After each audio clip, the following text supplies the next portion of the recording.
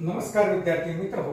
आज आपण BA द्वितीय वर्ष तृतीय सत्रातील जो काही आपला पेपर आहे हवामानशास्त्र, या हवामानशास्त्रा संदर्भात या ठिकाणी आपण अभ्यास करणार आहोत किंवा आजचा जो काही तास आहे आपला हा हवामानशास्त्राच्या संदर्भातला आहे.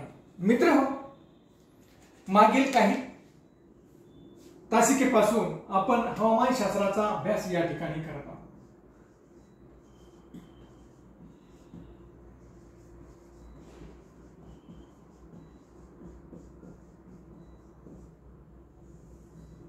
या हवामानशास्त्राचा अभ्यास करत असताना आपण मागील तासिकेमध्ये बघितलं की हवामानशास्त्राचं स्वरूप कसं आहे.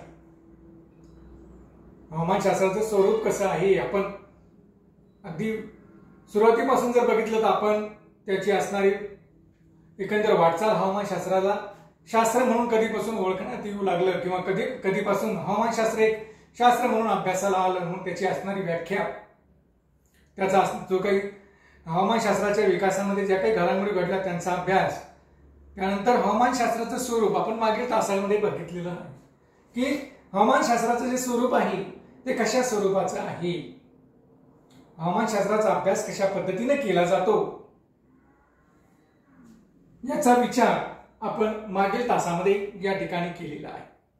आज आपल्याला जे काही बघायचं आहे ते आहे हवामानशास्त्राची व्याप्ती.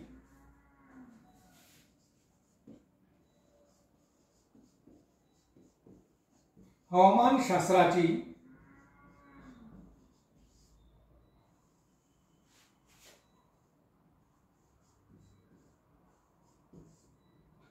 व्याप्ती या ठिकाणी स्कोप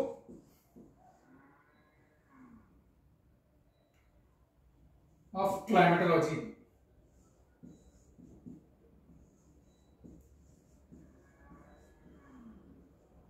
स्कोप ऑफ क्लायमेटोलॉजी, हवामानशास्त्राची व्याप्ती कशी आहे हे या ठिकाणी आज आपल्याला बघायचं आहे. मित्रांनो, हवामानशास्त्राची व्याप्ती बघत असताना हवामानशास्त्राच्या व्याप्तीमध्ये काय येतं हे आपल्याला अगोदर बघायचं आहे. मित्र, हवामानशास्त्राची व्याप्ती म्हणजे ज्या काही मानवाच्या मूलभूत गरजा आहेत, अन्न, वस्त्र आणि निवारा, या सर्व गरजा या हवामानावरच अवलंबून असलेले आपल्याला दिसतात. मानव ज्या वातावरणामध्ये राहतो त्या वातावरणाच्या अभ्यासातूनच हवामानशास्त्र हे तयार झालेलं आहे, निर्माण झालेलं आहे. आपण पाहतोय की सूर्यमालेमध्ये असंख्य असे ग्रह आहेत, परंतु सूर्यमालेमध्ये असंख्य असे ग्रह जरी असले तरी त्या असंख्य अशा ग्रहांवर पृथ्वीसारखं वातावरण आढळत नाही. वातावरण आहे, विविध प्रकारचे वायूंचं आवरण त्या ठिकाणी आहे, परंतु एक वैशिष्ट्यपूर्ण अशा प्रकारचं वायूंचं आवरण हे फक्त आपल्या पृथ्वी तलावर किंवा पृथ्वीच्या पृष्ठभागावरच आपल्याला दिसून येतं. आणि मग अशा पद्धतीने आपण या वातावरणामध्ये राहतो आणि मग या वातावरणाचा आपण अभ्यास करतो. म्हणजेच या अभ्यासातूनच पुढे हवामानशास्त्र हे निर्माण झालेलं आपल्याला दिसून येतं. वातावरणाच्या स्थितीचा ज्या शास्त्रामध्ये अभ्यास केला जातो त्याला आपण हवामानशास्त्र असं म्हटलेलं आहे.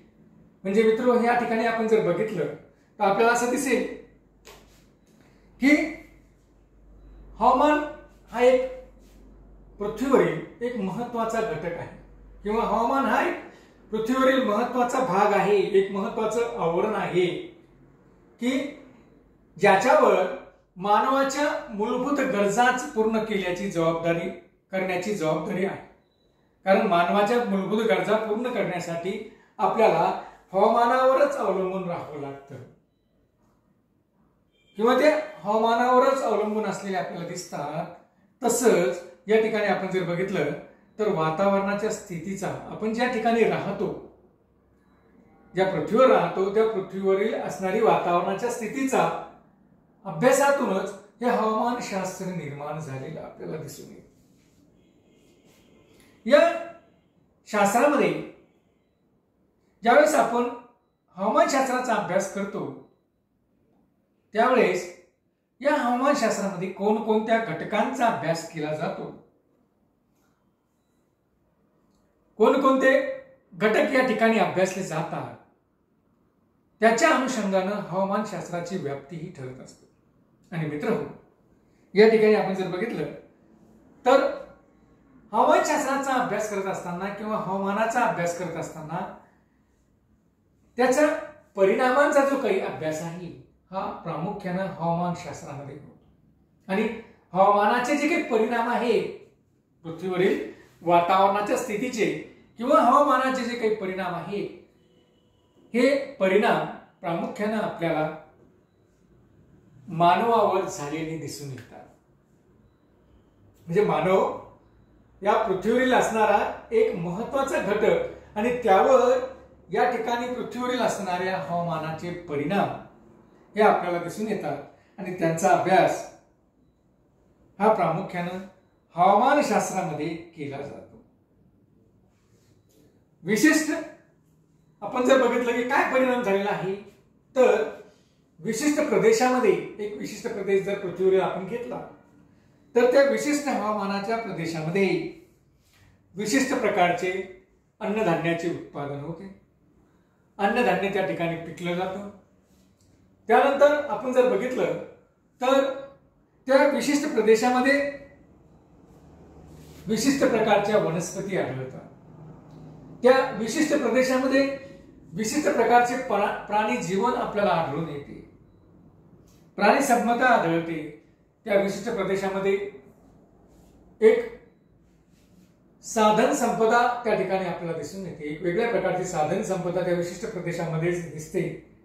आणि मग ही जी काही साधन संपदा आहे या साधन संपदेवरच आधारित उद्योगधंदे आणि मानवाच्या आर्थिक क्रिया या आधारलेल्या असलेल्या आपल्याला दिसून येतात. किंवा मानवाच्या उद्योगधंद्याचा व या आर्थिक क्रियांचा विकास अशा विशिष्ट प्रकारच्या हवामानामध्येच झालेला आपल्याला दिसतो की जिथं अनुकूल प्रकारचं हवामान त्या प्रदेशामध्ये आहे. बघा, मानवाचा उद्योगधंद्याचा विकास असो किंवा मानवाच्या आर्थिक क्रियांचा विकास असो, हा प्रामुख्यानं त्या ठिकाणी आढळणाऱ्या अनुकूल प्रकारच्या हवामानावरच तो विकास अवलंबून असलेला आपल्याला दिसून येतो. त्यामुळं आपण जर बघितलं की या हवामानशास्त्रामध्ये कोणकोणत्या घटकांचा अभ्यास केला जातो, म्हणजे कोणतंही शास्त्र असो मग ते, त्या शास्त्रामध्ये त्या शास्त्राची व्याप्ती बघत असताना, त्या विषयाची व्याप्ती बघत असताना आपण पाहतो की त्या विषयाच्या अंतर्गत अभ्यासल्या जाणाऱ्या घटकांचा कोणकोणत्या घटकांचा समावेश आहे त्यावर त्या विषयाची व्याप्ती अवलंबून असलेली आपल्याला दिसते. आणि मित्रो, अशाच पद्धतीनं आपण जर बघितलं की त्या शास्त्राचा विकास कसा होत गेलेला आहे, कारण हवामानशास्त्राच्या वाढत्या विकासाबरोबरच हवामानशास्त्राची व्याप्ती दिवसेंदिवस वाढत असलेली आपल्याला दिसून येते. म्हणजे मित्रो, अशा पद्धतीनं आपण जर बघितलं तर या ठिकाणी हवामानशास्त्राची असणारी व्याप्ती ही आपल्याला दिसून येते. कारण दिवसेंदिवस जसजसा हवामानशास्त्राचा विकास होत आहे, हवामानशास्त्रामध्ये नवनवीन प्रकारची संशोधनं येत आहेत. हवामानशास्त्रामध्ये नवीन नवीन प्रकारच्या अगदी मायक्रो लेवलला जाऊन जी काही संशोधनं होत आहेत, सूक्ष्मतेला जाऊन जे काही संशोधन होत आहेत, त्यामुळे हवामानशास्त्राचा विकास होत आहे. त्याचबरोबर हवामानशास्त्रामध्ये अभ्यासल्या जाणाऱ्या घटकांचा देखील अधिकाधिक समावेश या ठिकाणी होताना आपल्याला दिसतोय. म्हणजे अशा पद्धतीने हवामानशास्त्राची असणारी व्याप्ती ही दिवसेंदिवस वाढत असलेली आपल्याला दिसून येते. आणि मग आपण पाहतोय की या व्याप्तीमुळे हवामानशास्त्राचा अनेक अशा शाखांमध्ये अभ्यास केले गेलेला आपल्याला दिसून येतात. आणि तीच हवामानशास्त्राची व्याप्ती असलेली आपल्याला दिसते. तर मग या अनेक शाखांपैकी काही शाखांचा विचार आपण हवामानशास्त्राच्या व्याप्तीमध्ये या ठिकाणी करूया. तर पहिलं जे काही व्याप्तीतलं पहिलं जे काही आहे शास्त्र आहे ते आहे प्राकृतिक हवामानशास्त्र। ही एक हवामानशास्त्राची व्याप्तीच्या अनुषंगाने निर्माण झालेली शाखा आहे। मग या शाखेमध्ये जी कोणती आहे? प्राकृतिक हवामानशास्त्र। प्राकृतिक प्रकारच्या हवामानशास्त्रामध्ये हवामानाच्या एका विशिष्ट घटकांचाच अभ्यास केला जातो। मग हवामानशास्त्राच्या या शाखेमध्ये हवामानाचा अभ्यास हा प्राकृतिक दृष्टिकोनातून केला जातो। हवामानाचं विश्लेषण हे प्राकृतिक दृष्टिकोनातून केलं जातं। त्यामध्ये आपण जर बघितलं की पृथ्वीच्या पृष्ठभागावरील हवामान व भूपृष्ठापासून वर असलेला भागामध्ये भूपृष्ठापासून अगदी वरच्या लेवलला असणारं वातावरणातील हवामान, या दोन प्रकारच्या हवामानांचं विश्लेषण यामध्ये केलं गेलेलं आपल्याला दिसून येतं। उदाहरण जर घ्यायचं झालं तर आपण असं घेऊया की हा जो काही सूर्य आहे, पृथ्वीला उष्णता देणारा, पृथ्वीला ऊर्जा देणारा जो काही सूर्य आहे, की या सूर्याच्या ऊर्जेमुळेच या पृथ्वीवरील असणारी जीवनक्रम, सजीव सृष्टी निर्माण झालेली आहे। मग आणि एक विशिष्ट प्रकारचं वातावरणामध्ये सजीवता आलेली आहे, ती आहे फक्त या ठिकाणी जी ऊर्जा सूर्यापासून पृथ्वीला मिळते। मग मित्रांनो, अशा प्रकारची ही सौर ऊर्जा भूपृष्ठावरील, या सौर ऊर्जेचं भूपृष्ठावरील असणारं संक्रमण कशा पद्धतीनं होतं, भूपृष्ठावर तिचं देवाणघेवाण कशी होते? कारण जर सौर ऊर्जा कंटिन्युअसली भूपृष्ठामध्ये आली असती, भूपृष्ठावर आलं असते, तर आपल्याला असं दिसून आलं असतं की भूपृष्ठाचं असणारं तापमान हे वाढत गेलं असतं। दिवसेंदिवस भूपृष्ठाचं तापमान हे वाढलेलं असतं, परंतु असं होत नाही। भूपृष्ठ या सूर्याला दिलेली सौरशक्ती याचं ग्रहण करते आणि पुन्हा उत्सर्जन करते। म्हणजे अशा पद्धतीने ही जी काही पृथ्वीवर आलेली सौरशक्ती किंवा सौर ऊर्जा आहे, या ऊर्जेचं संक्रमण या ठिकाणी केलं जातं। मग हे संक्रमण कसं होतं की सूर्यापासून येणारी सौर ऊर्जा ही भूपृष्ठाला मिळते आणि भूपृष्ठ ही ऊर्जा काही प्रमाणात संग्रह करतं आणि पुन्हा उत्सर्जित करतं, वातावरणाला उत्सर्जित करतं। म्हणजे मित्रहो, अशा पद्धतीनं पुन्हा वातावरणाला ते परत केल्या जातं। परंतु पृथ्वीवरील असणारं हे जे काही वरचं वातावरण आहे, या वातावरणामध्ये देखील सौर ऊर्जेचं संक्रमण झालेलं आपल्याला दिसतं। सौर ऊर्जेचं संक्रमण होतं आणि मग हे सौर ऊर्जेचं होणारं संक्रमण म्हणजे सूर्याकडून प्रत्यक्ष येणारी सौर ऊर्जा ही भूपृष्ठाला मिळते आणि भूपृष्ठानं उत्सर्जित केलेली जी काही ऊर्जा आहे, ही ऊर्जा मग वातावरणाला मिळते आणि वातावरणामध्ये देखील या ऊर्जेचं संक्रमण होत असतं। म्हणजे ही ऊर्जा देखील वातावरणातून क्रमाक्रमाने, टप्प्याटप्प्याने कुठे दिल्या जाते? अवकाशाला परत केल्या जाते। म्हणजे अशा पद्धतीनं प्रामुख्याने या ठिकाणी या हवामानशास्त्रामध्ये ज्या काही प्राकृतिक दृष्टिकोन आहे, या प्राकृतिक दृष्टिकोनातून हवामानशास्त्राचा अभ्यास केला जातो। म्हणजेच सौर ऊर्जेचं भूपृष्ठावरील असणारं संक्रमण असेल किंवा वातावरणातून होणारं संक्रमण, सौर ऊर्जेचं संक्रमण असेल, या सगळ्यांचं विश्लेषण करण्याचं काम हे प्राकृतिक भूगोलाच्या माध्यमातून केलं जातं। म्हणजे हे प्राकृतिक घटकाच्या माध्यमातून जी काही ऊर्जा आलेली आहे तिचे विश्लेषण करण्याचं काम हवामानशास्त्रातील प्राकृतिक हवामानशास्त्र या शाखेमध्ये केल्या गेलेलं आपल्याला दिसून येतं। याचबरोबर अजून एक उदाहरण आपण यात घेऊया की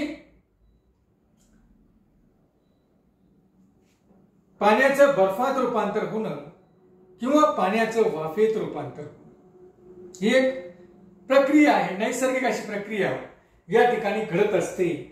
आणि मग घडत असताना आपल्याला असं दिसतं यामध्ये देखील ऊर्जेचं संक्रमण होतं. ज्यावेळेस पाण्याचं बर्फात रूपांतर होतं त्यावेळेस बर्फात रूपांतर होत असताना ऊर्जा वातावरणाला संक्रमित केल्या जाते, ऊर्जा वातावरणाला दिली जाते आणि मग ते जे काही पाणी आहे ते थंड होऊन त्याचं रूपांतर बर्फात होतं. किंवा पाण्याचं वाफेत रूपांतर होत असताना त्या पाण्याला मिळणारी जी काही उष्णता आहे ही उष्णता पाण्याचं वायुरूप अवस्थेमध्ये असणारं रूप म्हणजे बाष्पामध्ये जातं आणि मग आपल्याला असं दिसतं की सगळे वातावरणातली जी काही उष्णता त्या पाण्याला मिळालेली आहे ती सगळी ग्रहण करून हे बाष्प वातावरणामध्ये गेलेलं आपल्याला दिसून येतं. म्हणजे इथं वातावरणातील बाष्प हे बाष्पाच्या रूपामध्ये या ठिकाणी वातावरणातील उष्णता ही बाष्पाच्या रूपामध्ये आपल्याला पाण्याच्या माध्यमातून दिसून येते. म्हणजे अशा पद्धतीनं वातावरणामध्ये ऊर्जेचे संक्रमण झालेले आपल्याला दिसतं आणि या अशा प्रकारच्या संक्रमणाचा अभ्यास हा हवामानशास्त्राच्या प्राकृतिक हवामानशास्त्र या शाखेमध्ये केला गेलेला आपल्याला दिसून येतो. त्यानंतर आपण पाहतोय की हवामानाची जी काही विविध अंगे आहेत त्यामध्ये जर आपण बघितलं की हवामानाची जी काही अंगे हवा आणि हवामानाची त्यामध्ये तापमान आहे, आर्द्रता आहे, वारे आहे, वायुभार आहे, ढग आहे, वृष्टी या सर्व किंवा या इत्यादी घटकांचा अभ्यास आपण हवामानशास्त्रामध्ये करत असतो. त्याचबरोबर त्या घटकावर प्रभाव पाडणारे जे काही घटक आहेत नैसर्गिक घटक त्यामध्ये प्रामुख्याने आपण पाहतो की समुद्र सपाटीपासूनची असणारी उंची, त्या प्रदेशाचा असणारा अक्षांश स्थान, जमीन व पाणी, जमीन असेल किंवा पाणी यांचं असणारं वितरण किंवा समुद्र सानिध्य या सर्व घटकांचा प्रभाव हवा व हवामानातील असणाऱ्या या अंगावर होत असतो. हवा आणि हवामानातील असणाऱ्या या अंगावर होत असतो. अगदी छोटस एक उदाहरण या ठिकाणी मी आपल्यासाठी देतो की मित्रांनो, ज्यावेळेस समुद्र काठच्या प्रदेशामध्ये समुद्राचं सानिध्य लाभलेलं असेल तर त्या प्रदेशामध्ये तापमान हे समान किंवा सम असण्याचा, तापमान त्या ठिकाणी जास्त वाढतही नाही आणि जास्त कमी होत नाही. म्हणून आपण असं म्हणूया की त्या ठिकाणी समतापमान आपल्याला प्रामुख्यानं आढळून येतं. म्हणजे अशा पद्धतीनं मित्रहो या घटकांचा प्रभाव हवा आणि हवामानाच्या अंगावर सुद्धा पडलेला आपल्याला दिसून येतो. आणि मग हा सगळा म्हणजे हवामानाचे अंगे असेल किंवा त्यांच्यावर प्रभाव पाडणारे सगळे घटक असतील, या सगळ्या घटकांचा अभ्यास हा प्रामुख्यानं या ठिकाणी प्राकृतिक हवामानशास्त्र या शाखेमध्ये केला जातो. म्हणजेच हवामानशास्त्राची जी व्याप्तीतील जी काही शाखा आहे प्राकृतिक हवामानशास्त्र या शास्त्रामध्ये या सर्व बाबींचा अभ्यास केला गेलेला आपल्याला दिसून येतो. तर मित्रहो, अशा पद्धतीनं आपण हवामानशास्त्रामध्ये हवामानशास्त्राच्या व्याप्तीमध्ये प्राकृतिक हवामानशास्त्र ही एक महत्वाची शाखा ही प्रामुख्यानं आपल्याला या ठिकाणी असलेली दिसून येते की या शाखेच्या अनुषंगानं या ठिकाणी हवामानाचा अभ्यास केला गेलेला किंवा हवामानात पृथ्वीवरील असणाऱ्या या हवामानाचा अभ्यास केला जातो. म्हणून आपण हवामानशास्त्र या भागामध्ये किंवा हवामानशास्त्रामध्ये प्राकृतिक हवामानशास्त्र ही एक महत्वाची शाखा या ठिकाणी समजली जाते. आणि आपण बघितलं तर या ठिकाणी असणाऱ्या हवामानाचा, पृथ्वीवरील असणाऱ्या हवामानाचा प्राकृतिक दृष्टिकोनातून अभ्यास केला जातो, नैसर्गिक दृष्टिकोनातून अभ्यास केला जातो. आणि मित्रहो, अशा पद्धतीनं हा अभ्यास म्हणजेच प्राकृतिक भूगोलाची हवामानशास्त्राची एक शाखा म्हणून प्राकृतिक हवामानशास्त्र या ठिकाणी आपल्याला आढळतं. तर मित्रहो, अशा पद्धतीने आपण या ठिकाणी प्राकृतिक हवामानशास्त्र ही एक असणारी शाखा या ठिकाणी बघितलेली आहे। तर याच अनुषंगाने आपण हवामानशास्त्राच्या व्याप्तीमध्ये हवामानशास्त्राच्या कोणकोणत्या शाखा येतात त्यांचा देखील अभ्यास येणाऱ्या तासामध्ये किंवा पुढील तासामध्ये आपण या ठिकाणी करणार आहोत। धन्यवाद।